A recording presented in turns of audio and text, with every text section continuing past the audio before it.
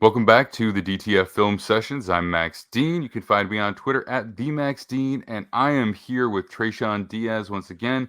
You can find him at Trey3Sean on Twitter, and we are here to talk about Jack Campbell, the linebacker from Iowa. So he is like this quintessential Big Ten linebacker, big, tough, strong, instinctive, just plays how you would expect an Iowa linebacker to play, like in every sense of it. So, there is some uniqueness to his game, but in so many ways, he is just the embodiment of what that player would look like and would act like. So, I had fun watching him. I'm not going to lie. I fall for players like this at times. But what did you think of Jack Campbell, Tre'Shon? Yeah, I think I think I'm right there with you. I when you think of, throwback linebacker or, you're the epitome of an inside linebacker, like Jack Campbell comes to mind, 6'4", nearly 250 pounds. He is kind of, a little bit of a throwback, but he does come with modern updates, in my opinion. He's very instinctual. And he's the 3-down linebacker. He can kind of do it all, and he's the kind of guy that you can, I think count on to get your front seven set and kind of lead that unit. And somebody that I was also, I enjoyed watching his film and doing the breakdown. I think that you're going to really need to have a definitive idea of what his role is in your system.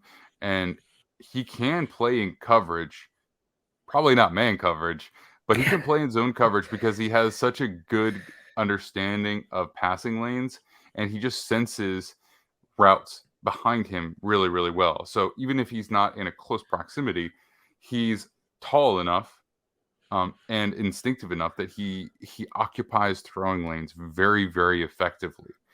His change of direction is not stellar, but for I've got him at 6'5", but he's probably between 6'4", 6'5". For a guy that height and 250 pounds, it's good. Mm-hmm. Um, I don't think he's ever going to man up. He's probably never going to man up with any athletic tight end.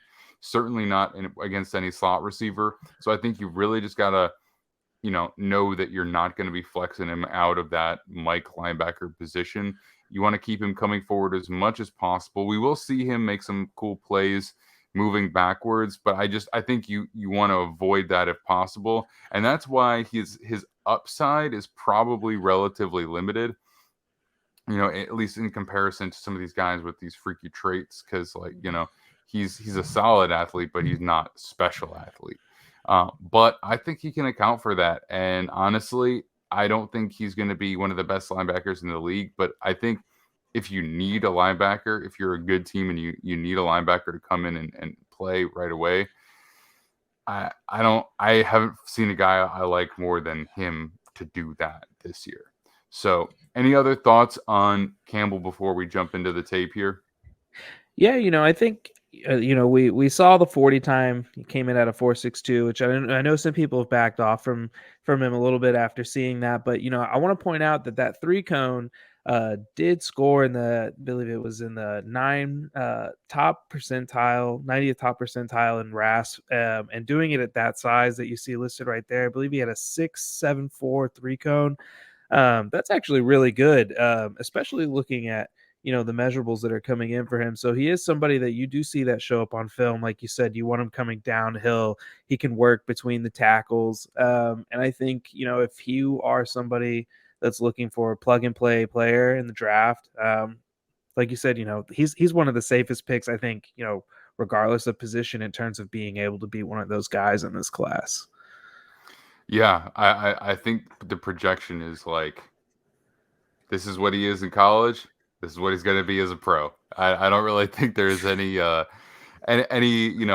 wish-wash there, but let's jump into it because I think the thing about 40 times in linebackers is that whereas with a safety you got so much ground to cover that even if you get a head start, sometimes the distance can still be a problem for less athletic guys. As a linebacker, if you have a great first step and you know where you're going, and I think Campbell really does, then you close all the space that you need to, right? And if you understand your angles, you're probably gonna be just fine. So yeah, will there be times where he's exposed a little bit against some of the best athletes in the NFL? It's gonna happen, yeah. And that's why he'll probably never be an all-pro type player. But I think he'll be good. I think he might warrant all Pro Bowl consideration at some point. And he's definitely going to be the most ready linebacker to play right now. All right, so let's take a look at our first play here.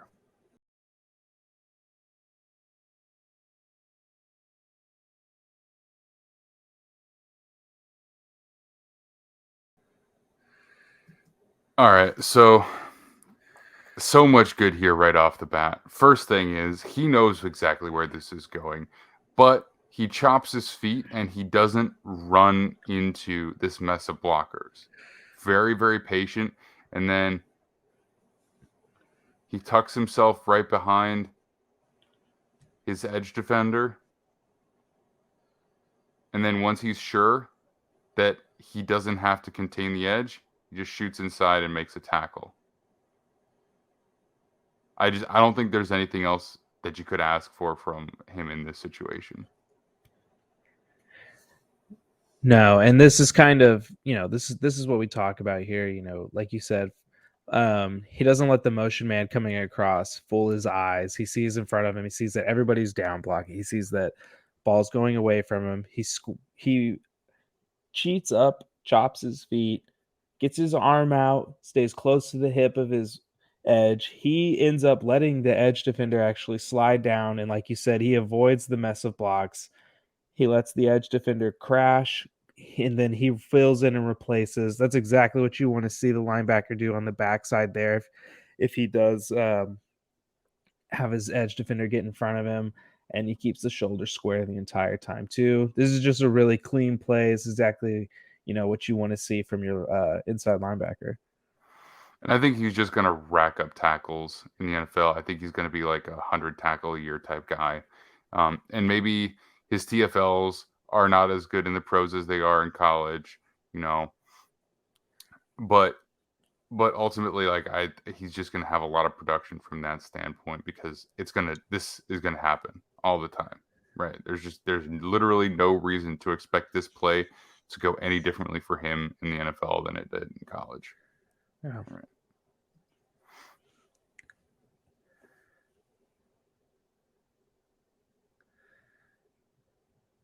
And so you see communication and understanding as well. So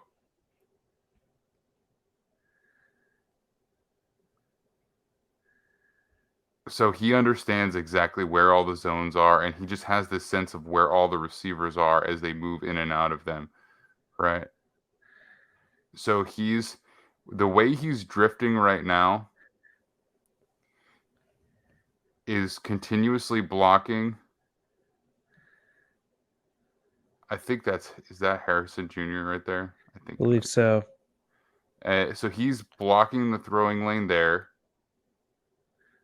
and he's communicating to the other linebacker to make sure that he's picking up JSN, because otherwise he'd be in conflict between these two players. And he's just never out of place. And when the play shifts to the other side or the other direction, he flows with it.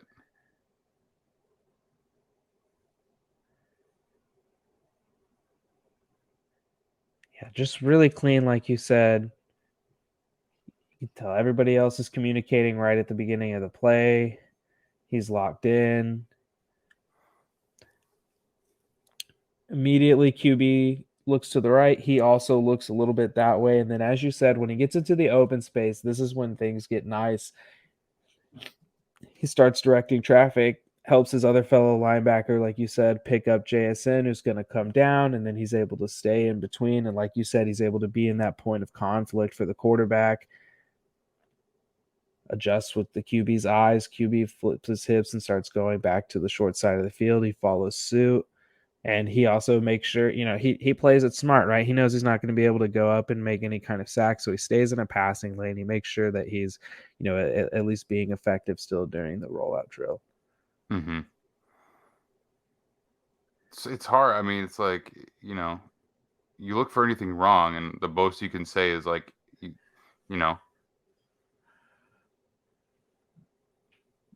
0 to 60 on the change of direction is not stellar, but it's just like we know that, right? All right.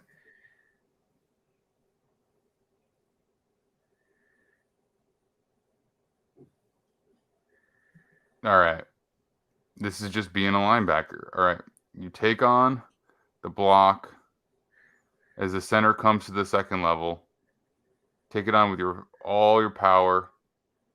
You give up a yard at the most. You throw them off you, disengage, and then shoulders into the tackle. Just, again, it's like, what more can you want from a guy? It's 31 right there. It's just so clean. Yeah. I feel like I'm not giving you much to talk about here. I'm going to let you take lead on the next one. He's not giving us much to talk about. I mean, when you look at it pre-snap, it looks like he's doing a little bit of directing again. He's the communicator. Those are some of the things that you like to see when people talk about intangibles or leadership. Who's the guy that they trust to get everybody lined up? And then, like you said, comes down immediately, takes on the block. It's about a 3-yard gain, like in the NFL, 3 yards and a cloud of dust. That's a win for the defense. Mm-hmm. And I mean, it's, it's funny, but we've talked about it. He's so sound with his technique. He just looks like he's been playing linebacker his whole life. He knows, almost everything is instinctual. He's able to hold. So this is actually nice right here. He takes on the center. He keeps the left side of his body open because he feels that space. He feels that hole right there. And you can see him start to open up that way. He forces the running back to then come inside where all the help is. And then he cleans up nicely right there.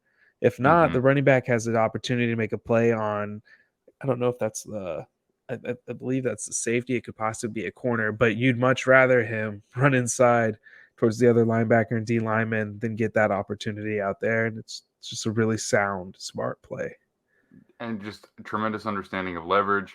So right when he engages, drops hips. Those feet, drops hips, spreads the legs, gets really nice wide base, okay, anchors, and then as he moves left, and then as soon as he feels the running back come to the other side, he uses the momentum of the center to throw him to the left. It's just like, this is why I fall in love with this guy. Like, you can only take him so high because the traits are limited. But honestly, like, there's a really good chance that he is. I'm just trying to be reasonable when I say he's not going to be like an all-pro linebacker because I don't want to put that out there. But it's like, if there's anybody that's going to overcome physical limitations to be one of the better players in the NFL, it could certainly be him because there's just there's so much that you like, and he's definitely my favorite linebacker in the class, and and we'll see why, because again, there's other stuff here coming up in a minute where it doesn't look like Simpson, but he gets the job done in coverage too. So it's like, it makes it hard for me to bet against him. All right. You can take the lead on this play. Yeah. So off the bat, looks like there's a little bit of a shift from the linebacking alignment there. And then the first step, the body, everything is pointed directly towards where the ball is going. There's no false steps. Shoulders are square. You can see the 31 perfectly the whole time. 99 blows up. the guard there, and then he just comes in, and whether or not 99 blew up the lineman there. Campbell was going to get another TFL right there for his stat sheet, one way or another. And I mean, that's just a clean play. And it looks like an easy, okay, it's open hole kill shot, but it's the little things, the false steps, immediately knowing your job, immediately flowing to the ball. Those are things when you're looking at a guy at the next level, you want to see those quick instincts, those quick reactions, because if you don't have the elite traits, like we've talked about with the speed, you need to have elite processing. And that's exactly what you see here. He's processing everything at a high speed and at a high level, and he gets to the ball cleanly. He avoids getting touched by any of the linemen as he sifts through all that mess right there. And he almost turns into a running back here and just flows through the hole straight to the ball. Yeah, and he just has so much more awareness of any potential blockers coming at him from any side. And you see the arm shootout right there is like just in case there's any contact, he can dictate it. And I mean, he's preparing himself for any counter necessary. And square, close, hit, drive to the ground. It doesn't get any better than that. And it's like these are not cherry-picked plays. Like, this is literally any play that he was involved in looked like this to some degree. And this is Ohio State. This is not a nonsense program, right? These are a lot of NFL caliber athletes out there. So it makes me confident in him. Yeah, that was the other thing I was going to mention on that play too, is to have the confidence in himself going up against Ohio State, CJ Stroud, that group of receivers in the red zone, to stay disciplined, to trust yourself, and to know, trust your eyes and what you see. Again, situational football, and that's one of those things where you want to see how guys perform in those high risk scenarios like the red zone. Mm-hmm. Yeah, that's always a big deal to me too. Like how do guys, how aggressively do they defend the run in those situations, right? How aggressively do they take on blockers? And conversely, like, what is their push off the line if they're an offensive lineman and so forth? I absolutely agree. All right, let's see what we see here.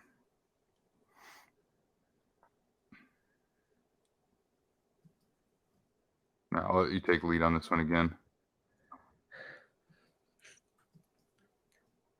All right, so again on this one, it looks like the edge defender's crashing down. He then follows, he fills right in, comes off the hip of the tackle. He's taking on the tight end. Okay, receiver coming in motion. Takes on that block. On this one, he gets a little, we're used to seeing him use the power. He actually just sheds him here a little bit, dips the shoulder. He's able to get right around. He doesn't make the cleanest tackle. And, you do want to maybe see him be a little more square, since the cornerback is his only help on the outside on this one. But because he reads everything so quickly, and because he has the technique and the skill that he has, he's able to overcome some of those, speed deficiencies that we talk about. And he's able to get in the backfield here and slow down the runner and allow for help to come. Yeah. So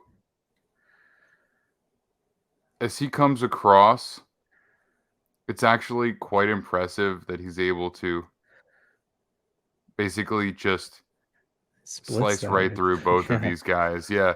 I mean, he's got a guard on one side who's eyeing him. He's got a receiver on the other side who's trying to hit him. And he's like, okay, I might be able to use power for one of these guys, but I'm not going to win with power on a double team. So Gets these that are just right hand up there too. Yeah, exactly. Hands on both sides, right? Like hands up both sides. And basically he's just doing like I don't even know what to call that, but like it's essentially it's almost like a double rip or something like yeah, I was gonna say, it's almost like he's dipping with that shoulder on the receiver, and then almost swimming or doing somewhat of a rip move as the guard comes up to try to get a hand on him. Yeah, and then but just shimmies right through both. He's like, I'm not going to win with power. It's just it's instinctive decision making, and so I'm just going to get through. And does he is he in the perfect position to make the tackle? No, but he affects this play. He forces the running back into the corner here. And I And I think, would if also we... argue, Oh, I go was just ahead. gonna say, I'd also argue that even if the corner doesn't make that play, like the fact that he's bounced him out and say he misses the tackle there, 44 is right there and 30 is coming up. So ultimately, how quickly he's able to get to the ball, it gives somebody the opportunity to make a play, even if he's not the guy. Yeah.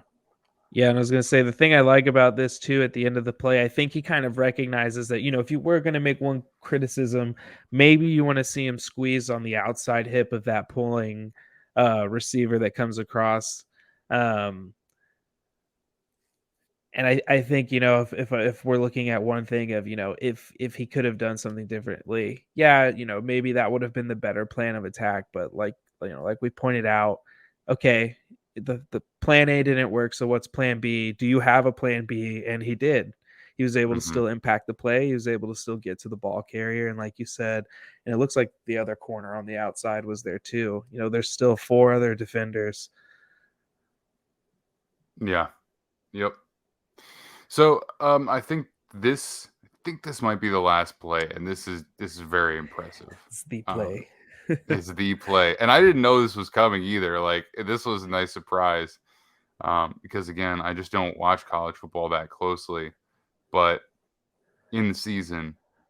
But I mean, ball skills. Anybody? I mean, all right. So first of all,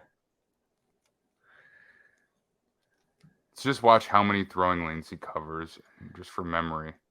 Okay.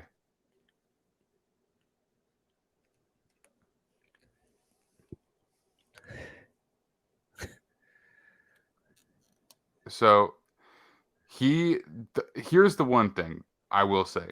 He does get a bit sucked up by the play action here. So, the fact that he's able to recover from that is pretty impressive, but I can't just pretend that he's not right. I'm not going to not call him out for getting sucked up there. But he drops out, and then the thing I love the most is that in this moment, his eyes are constantly on the quarterback, right? And here, he's already flipped his hips, but still relatively squared, eyes on the quarterback. He feels that there is some receiver coming from his left side into that zone. And he just never panics and makes the play. Now, again, would Trenton Simpson look way more athletic doing this? Yeah, he'd look way more athletic.